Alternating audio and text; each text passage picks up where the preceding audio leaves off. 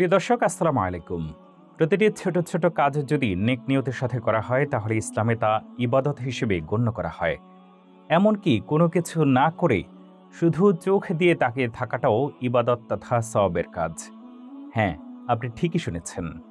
তিনটি নির্দিষ্ট জিনিসের দিকে তাকালেই আল্লাহ তাআলা অসংখ্য সওয়াব দান করেন। এই বিষয়গুলো শুধু শারীরিকভাবে চোখের কাজ নয়, বরং এর মাধ্যমে অন্তরের ভক্তি, ইবাদতের অনুভূতি ও ভালোবাসার প্রকাশ ঘটে। ১ নম্বরে, কাবা শরীফের দিকে তাকালে সওয়াব হতে থাকে। হাদিসে এসেছে, কাবার দিকে তাকানোও ইবাদত, কারণ এটি আল্লাহর ঘর এবং এর দিকে তাকালে অন্তরে খুশু-খুজু সৃষ্টি হয়, দিল নরম হয়, অন্তরে ভালোবাসার জন্ম হয়। অনেক আলেম বলেন, এই তাকানো এক প্রকারের ধ্যান বা তাফাক্কুর, যা ঈমানকে মজবুত করে। পবিত্র কাবা শরীফ ইসলাম ধর্মের সবচেয়ে পবিত্রতম স্থান। এটি শুধু একটি স্থাপনা নয়, বরং মুসলিম উম্মার ঐক্যের প্রতীক। মুসলিমরা সারা পৃথিবী থেকে হজ এবং উমরা করতে এখানে সমবেত হন এবং প্রতিদিন নামাজে কাবার দিকেই মুখ করেন।